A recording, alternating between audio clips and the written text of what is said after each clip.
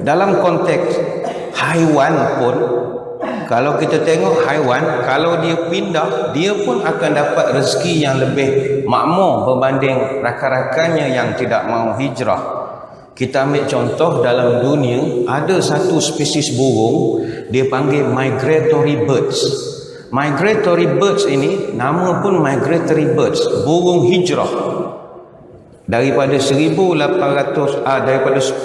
spesies burung, 1,800 daripadanya adalah spesies burung hijrah. Dan tiap-tiap tahun mereka terbang 20,000 km setahun daripada kutub utara sampailah ke Australia, jarak kasarnya. Dan disebabkan mereka hijrah, rezeki mereka jauh lebih banyak berbanding burung-burung yang pemalas-pemalas. Sebagai contoh, ada satu burung nama Arctic tern. Arctic tern ini purata perjalanan dia 70,900 km setahun. Dia pusing dunia betul. Tiap-tiap tahun mereka akan terbang daripada Kanada sampai ke Australia, dan setiap destinasi dia akan singgah. Sebagai contoh, di negara kita, antara tempat yang mereka singgah di Kuala Gula, di Bagan Serai, Perak. Mereka singgah 2 kali setahun. Disebabkan mereka ni burung yang begitu comel dan rare, tak pernah ditengok. Itu kalau budak-budak main Pokemon Go tu terliur menengok tu, dia rare betul, jarang betul menengok. Maka kerajaan Perak berbesar hati menyediakan sanctuary untuk mereka. Dah dapat makan peri pula dah. Makan mewah tu, sanctuary burung.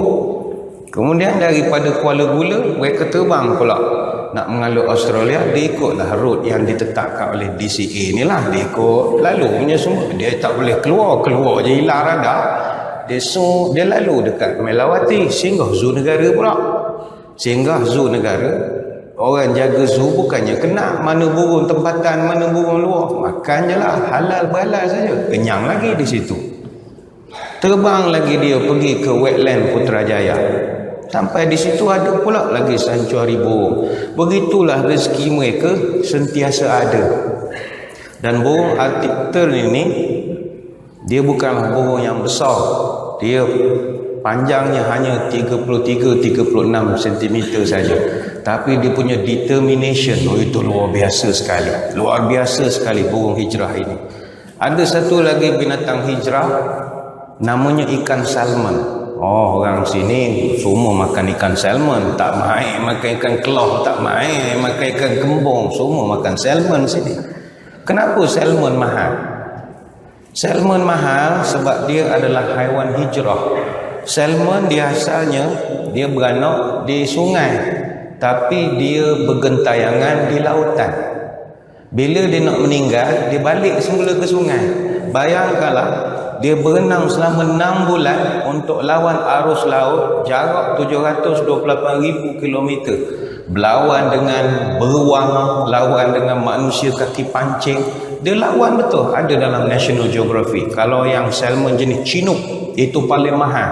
Tuan-tuan boleh tangkap, boleh gigit terus. Manis isinya. Apa sebab? Dia binatang hijrah. Itu harganya begitu mahal sekali. Apa lagi binatang hijrah? Penyu. Penyu binatang hijrah. Penyu bukan milik mutlak negeri Terengganu Darul Iman. Tak ada kaitan langsung penyu dengan negeri Terengganu.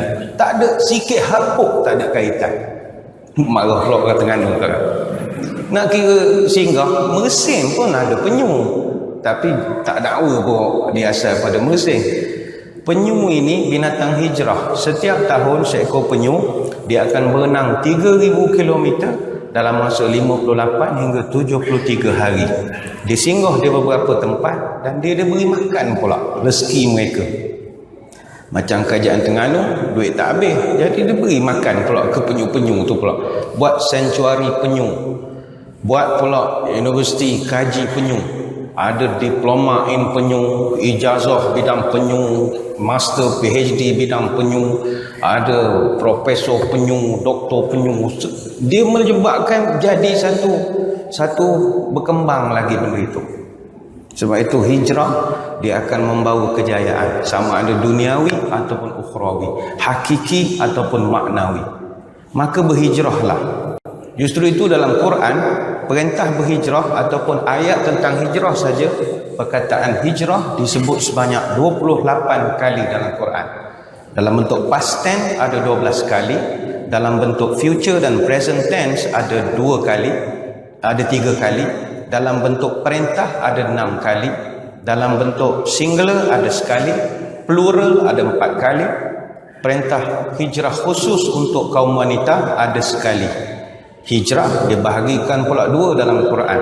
Hijrah makaniah dari satu tempat ke satu tempat, itu diulang dalam 2 ayat. An-Nisa ayat 100, Al-Hajj ayat 58. Hijrah secara simbolik diulang 2 kali, Al-Ankabut ayat 26 dan surah Muddathir ayat yang kelima. Inilah menunjukkan sangat mustahak berhijrah. Soalnya malam ini hadirin hadirat sekalian, apa hijrah paling baik sekali? Apakah hijrah yang terbaik sekali? Adakah penghijrahan Cristiano Ronaldo daripada Manchester United pergi ke Real Madrid itu adalah penghijrahan terbaik? Adakah penghijrahan pemain-pemain Tok Gajah pergi ke JDT itu adalah penghijrahan terbaik? Adakah hijrahnya rakan-rakan kita daripada masyarakat lain, daripada tempat mereka ke tempat tertentu, ke negara lain, itu adalah hijrah terbaik? Adakah hijrahnya orang Jawa daripada tanah Jawa pergi ke Sri Medan, Batu Pahat, Auzubillah, semua itu adalah penghijrahan terbaik? Soalan ini pernah ditanyakan oleh para sahabat kepada baginda Nabi SAW. Sahabat datang jumpa Nabi, tanya 5 soalan. Dia tanya antaranya, ya Rasulullah, ayu a'mali afdal? Apakah amal ibadah yang paling afdal sekali ya Rasulullah? Nabi pun menjawab, amalan ibadah yang paling afdal tulul qiyam, berdiri lama dalam sembahyang. Nabi sebut agak pelik sedikit ya. Amalan paling afdal kata Nabi, diri lama dalam sembahyang. Yang ni saya sentuh sikit sajalah. Kita sekali-sekala berdirilah lama sikit dalam sembahyang sebab Nabi suka.